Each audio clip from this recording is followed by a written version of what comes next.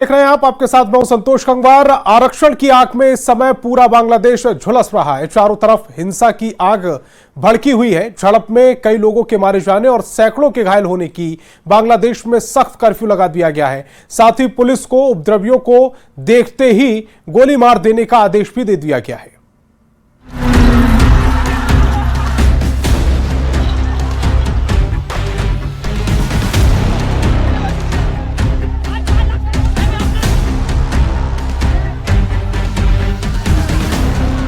क्या बांग्लादेश आरक्षण की आग में जल रहा है या फिर बांग्लादेश में गृह युद्ध शुरू हो गया है? हम आपको बांग्लादेश की दो तस्वीरें दिखा रहे हैं। दोनों ही तस्वीरें भड़कते, जलते और बर्बाद होते बांग्लादेश की हैं।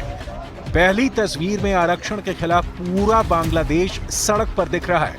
दूसरी तस्वीर में आरक्षण का विरोध करने वाले वो छात्र और प्रदर्शनकारी हैं जिनकी पुलिस और सेना से खूनी झड़पें हो रही हैं। महज एक हफ्ते के अंदर आरक्षण खत्म करने को लेकर पूरा बांग्लादेश आग का गोला बन चुका है। सेना प्रदर्शनकारियों और छात्रों पर सीधी गोली चला रही है। अब तक 105 प्रदर्शनकारी और छात्र सेना और पुलिस की गोलीबारी में मारे जा चुके हैं। भयंकर खून खराबे के बाद से प्रधानमंत्री शेख हसीना ने कर्फ्यू लगवा दिया है। आरक्षण के खिलाफ जनता का आक्रोश इतना प्रचंड है कि अब बांग्लादेश की प्रधानमंत्री के खिलाफ बगावत शुरू हो चुकी है। शेख हसीना को तानाशाह कहा जा रहा है। शेख हसीना सरकार में भीषण भ्रष्टाचार, 56% आरक्षण कोटा ने पूरे बांग्लादेश को हिंसा की आग में झोंक दिया है। आरक्षण की आग, जल रहा बांग्लादेश।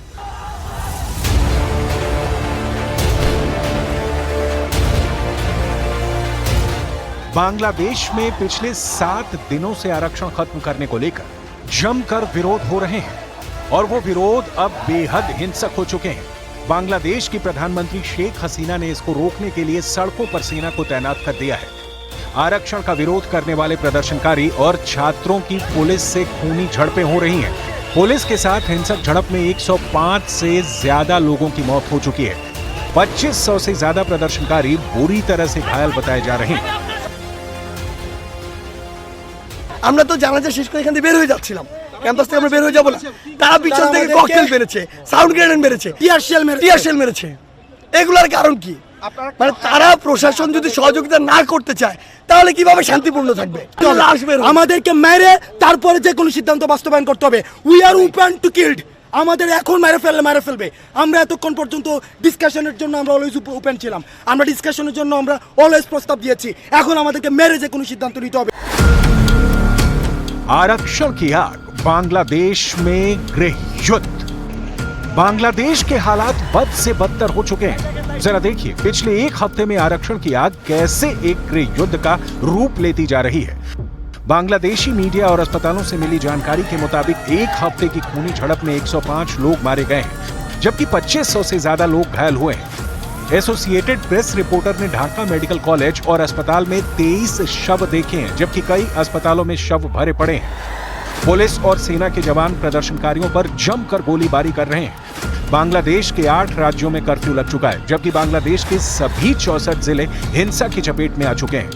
ढाका यूनिवर्सिटी को अगले आदेश तक के लिए बंद कर दिया गया है। छात्रों को हॉस्टल खाली करने का आदेश दे दिया गया है।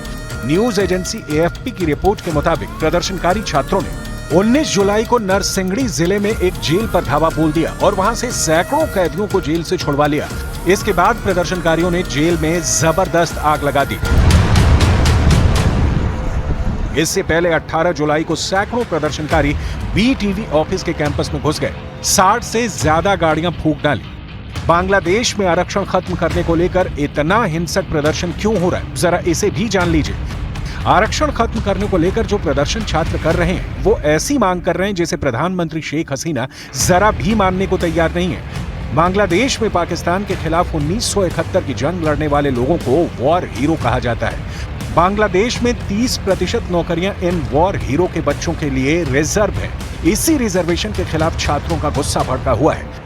छात्रों की मांग है कि मेरिट के आधार पर नौकरियां दी जानी चाहिए। किसी के पूर्वज वॉर हीरो थे, इसका मतलब ये नहीं कि उनके बच्चों को भी इसका लाभ मिले।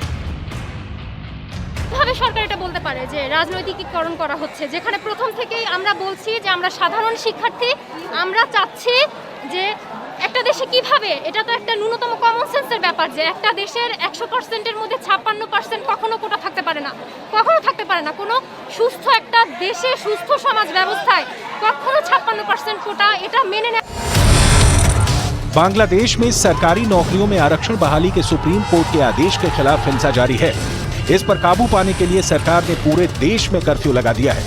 प्रधानमंत्री शेख हसीना की आवामी लीग पार्टी के जनरल सेक्रेटरी ओबैदुल कादर ने 19 जुलाई को देर रात कर्फ्यू लगाने की घोषणा की ताकि हिंसा पर काबू पाया जा सके। हिंसा काबू करने के लिए सेना को तैनात किया गया है। अब जरा प्रदर्शन करने वाले छात्रों की मांगे भी जान लीजिए। आरक्षण 56% से घटाकर इसे 10% किया जाए। अगर कोई आरक्षित सीटों से योग्य उम्मीदवार नहीं मिलता है तो भर्ती मेरिट लिस्ट से की जाए। सभी के लिए एक समान परीक्षा हो, सभी उम्मीदवारों के लिए उम्र समान हो। कोई भी उम्मीदवार एक बार से ज्यादा बार आरक्षण का इस्तेमाल ना करे। যে শিক্ষার্থীদের উদ্দেশ্যে যে শিক্ষার্থীদের দাবিটা অবশ্যই যৌক্তিক, সেটার পক্ষে আমরা সবাই ছিলাম, কিন্তু তাদের এই আবেগকে কেউ কেউ তাদের রাজনৈতিক হাতিয়ার হিসেবে ব্যবহার করছে। যাতে তারা তাদের আবেগকে রাজনৈতিক হাতিয়ার হিসেবে ব্যবহার করতে না দেয় সে ব্যাপারে তারা যাতে সতর্ক থাকে। এবং একই সাথে আমরা ছাত্রলীগ আমরা সবসময় শিক্ষার্থীদের পক্ষে ছিলাম, এখনো শিক্ষার্থীদের পক্ষে আছি। वहीं बांग्लादेश की प्रधानमंत्री शेख हसीना ने हिंसा में लोगों के मारे जाने पर गहरा खेद जताया और कहा कि इस मामले में एक न्यायिक जांच समिति गठित की जाएगी। असल में 1971 के मुक्ति युद्ध में लड़ने वाले सैनिकों के बच्चों के लिए सरकारी नौकरियों में आरक्षण का विरोध कर रहे हैं। इससे एक हफ्ते पहले सुप्रीम कोर्ट ने सरकारी नौकरियों में आरक्षण पर रोक लगा दी थी, लेकिन प्रधानमंत्री शेख हसीना ने सुप्रीम कोर्ट के फैसले को लागू नहीं होने दिया। हसीना सरकार का कहना है कि ये फैसला उनके हाथों में है। वहीं पीएम शेख हसीना ने कहा कि इन छात्रों को भड़काया गया है। इसके लिए उन्होंने कुछ स्वार्थी तत्वों को जिम्मेदार ठहराया। उन्होंने छात्रों से भी अपील की है कि वो उपद्रवियों को स्थिति का फायदा न उठाने दें।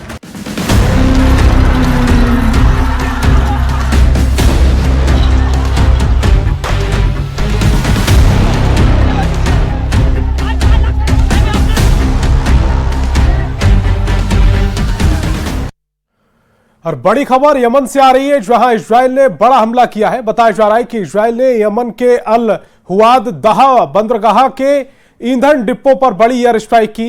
इस ताबड़तोड़ हमले में 12 इजरायली विमान, जिनमें F-16 और F-35 लड़ाकू विमान भी शामिल थे, उन्हें यमन पर कई बम बरसाए, जिसमें 3 लोगों की मौत हो गई है, जबकि 87 से ज्यादा लोग घायल हैं। इससे पहले इजराइल की राजधानी तेल अवीव पर ड्रोन से अटैक हुआ था, जिसकी जिम्मेदारी हुती विद्रोहियों ने ली थी। अब यमन में इजराइल का हमला इसी का जवाब बताया जा रहा।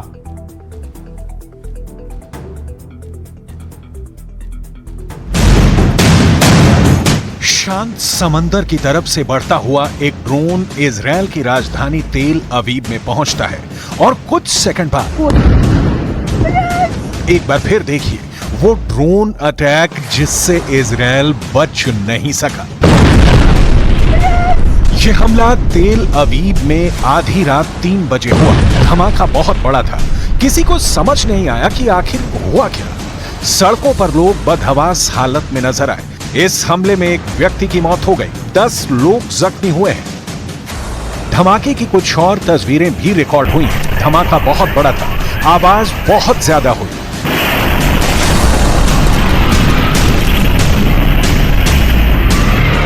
तेल अवीव में अफरा तफरी मच गई। ड्रोन से हुए इस धमाके ने इजराइल को बुरी तरह से हिलाकर रख दिया।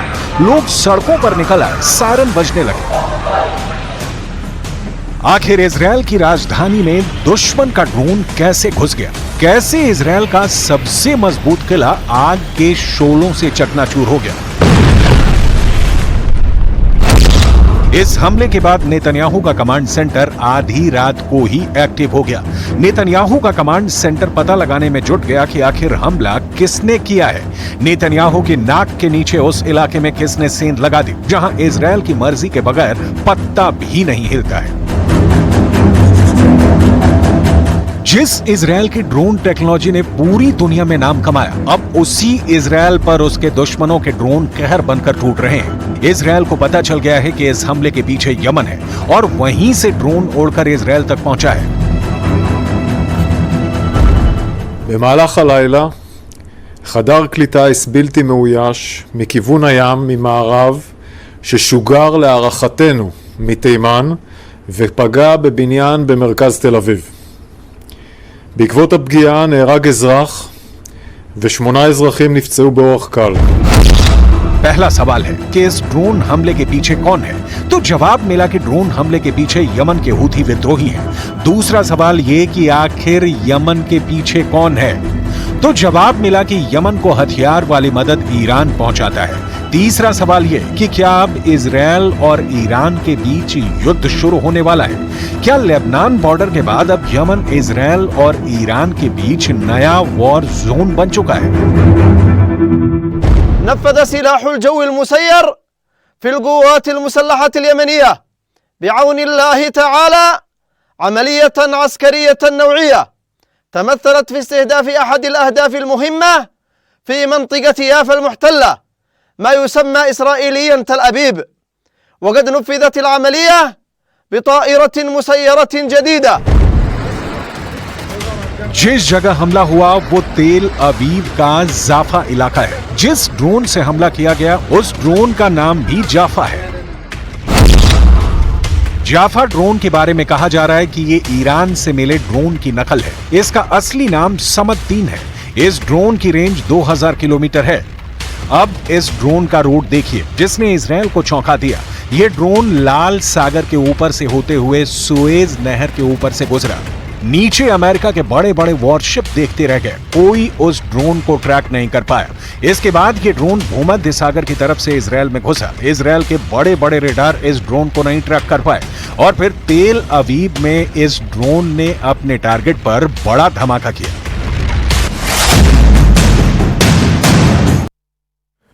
तो गोवा के नजदीक समंदर में बड़ा हादसा हो गया। यहां एक कंटेनर जहाज में भीषण आग लग गई। बाद में इंडियन कोस्ट गार्ड की टीम ने मोर्चा संभाला। 3 जहाजों की मदद से आग पर काबू पाने की कोशिश की गई।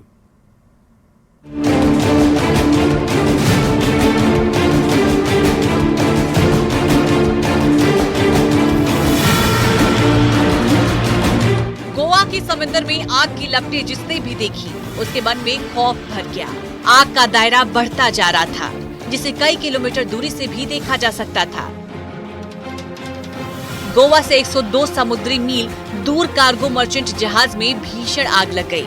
जहाज में बड़े बड़े कंटेनर रखे हुए थे जिसमें सामान लदा था, लेकिन अचानक आग की चिंगारी उठी। चश्मदीदों के मुताबिक उसके बाद तो एक के बाद एक कई धमाके होने लगे। धमाके की गूंज किसी को भी दहशत में डाल सकती थी।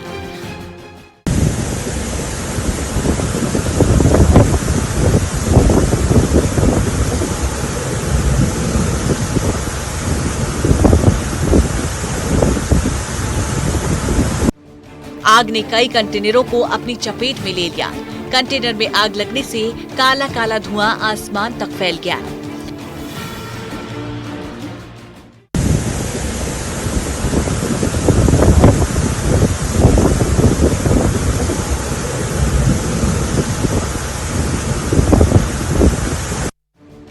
हादसे की सूचना मिलते ही इंडियन कोस्टल गार्ड यानी कि भारतीय तटरक्षक बल तुरंत हरकत में आया। जवानों ने तुरंत आईसीजी जहाज को कार्गो मर्चेंट जहाज की तरफ मोड़ दिया।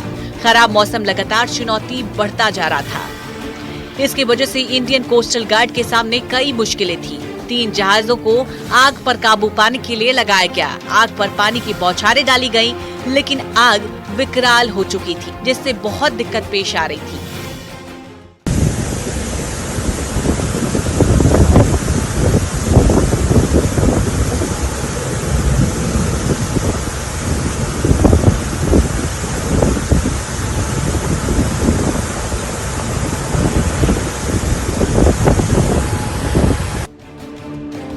आईसीजी डोनियर विमान से हवाई निगरानी भी की गई। शुक्रवार की शाम समुद्र में कार्गो शिप में आग लग गई थी। ये भी कहा जा रहा है कि शिप का एक क्रू मेंबर लापता है। कंटेनर जहाज एक मालवाहक जहाज होता है जिसमें बड़े बड़े कंटेनरों में सामान रखा जाता है और ये सामान समुद्र के रास्ते दूसरे देशों तक पहुंचता है। कहा जा रहा है कि शिप गुजरात के मुंद्रा बंदरगाह से श्रीलंका की राजधानी कोलंबो जा रहा था। Bureau report, news 18। और देश के कई हिस्सों में इस समय जोरदार बारिश हो रही है। इस बीच मौसम विभाग ने आने वाले दिनों में मध्य प्रदेश, उत्तर प्रदेश, महाराष्ट्र, आंध्र प्रदेश, गुजरात और दिल्ली में भारी बारिश को लेकर अलर्ट जारी किया है। इन सबके बीच मुंबई में बाढ़ बारिश का कहर जारी है। कई हिस्सों में भारी तबाही मची हुई है तो उत्तराखंड में पहाड़ दरक रहे हैं। आफत ऐसी कि इंसान जान बचाकर भागने को मजबूर है।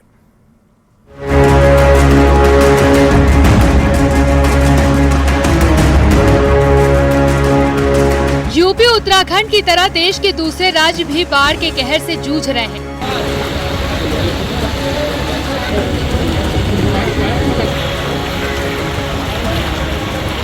महाराष्ट्र से गुजरात तक सैलाबी संकट से त्राहिमाम मचा है।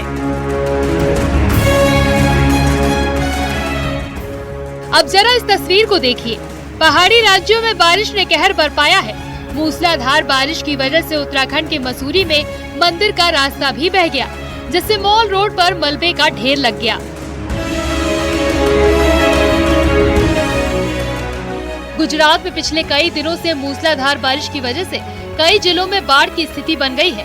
इसके साथ ही मौसम विभाग ने भी और बारिश होने का अलर्ट जारी किया है। गुजरात के द्वारका में भी भीषण बाढ़ आई है। जहां नजर दौड़ाएंगे आपको पानी ही नजर आएगा। द्वारका के प्रमुख चौराहे डूब चुके हैं। द्वारका में बीते 26 घंटे में 21 इंच से ज्यादा बारिश दर्ज की गई है। लोगों के मकान, दुकान सब पानी में डूब गए हैं।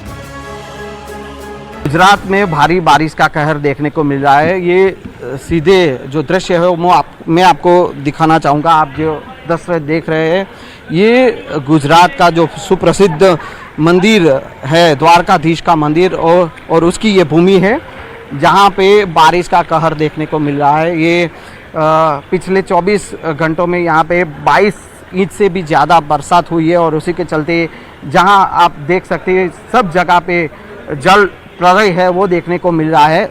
और आप देख सकते हैं कि काफ़ी सारे लोग जो है जो यहाँ पे द्वारकाधीश के दर्शन करने भी आ रहे हैं, वो सब यहाँ पानी में से ही निकल के उनको जाना पड़ रहा है। ये सीधा ओखा की ओर जाता हुआ जो हाईवे है वो पानी में दिख रहा है। इसके चलते जो लोग हैं यहाँ पे जो द्वारका में दर्शन करने के लिए आते हैं, स्थानिक लोग हैं, सब लोग जो बारिश के कहर से मुश्किल का सामना करना पड़ रहा है। गुजरात के पोरबंदर में बारिश ने ऐसा कहर बरपाया कि कई रिहायशी इलाके सैलाब की चपेट में आ गए। सड़कों से लेकर सोसाइटी तक सब डूबे नजर आए। पोरबंदर से आज बाढ़ की एक हैरान करने वाली तस्वीर सामने आई। वहां पर भगवान का मंदिर सैलाब की चपेट में आ गया। मंदिर के चारों तरफ जल प्रहार दिखाई देने लगा। पोरबंदर शहर में कुछ ही घंटों में लगभग 300 मिलीमीटर बारिश हुई है, जिसकी वजह से कई इलाके डूब गए हैं।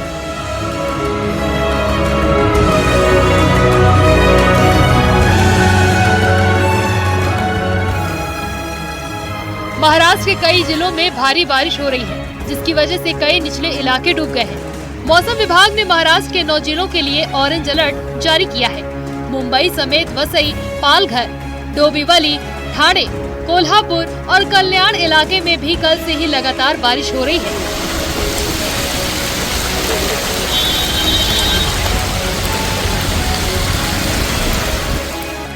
और इस बारिश का अंजाम भी सामने दिख रहा है। मुंबई में अंधेरी सबवे डूब गया है। समंदर में ऊंची ऊंची लहरें उठ रही हैं। उधर भिवंडी में जलभराव से परेशानी हो रही है, तो वसई में सड़कों पर सैलाब उमड़ आया है। नागपुर से हैरान करने वाली तस्वीर भी सामने आई है। लोगों के घर डूब गए हैं। महाराष्ट्र में कई जगह डैम ओवरफ्लो हो गए हैं। उधर महाराष्ट्र के कोल्हापुर में भारी बारिश के चलते तिलारी डैम ओवरफ्लो हो गया, जिसके बाद उसके गेट खोल दिए गए। तिलाही डैम से पानी का प्रवाह बड़ी ही तेजी से गिरता दिखाई दिया। महाराष्ट्र के कोकर रीजन में बीते कुछ दिनों से लगातार बारिश हो रही है, जिससे वहां पर नदी नाले उफान पर हैं। यानी सैलाब में आधा हिंदुस्तान डूबा है। लहरों के कहर से सांसों पर संकट छाया है। इंसान आसमान की तरफ सिर उठाकर ऊपर वाले से मुसीबत कम करने की गुहार लगा रहा है, लेकिन संकट के बादल अब भी आसमान में मंडरा रहे हैं।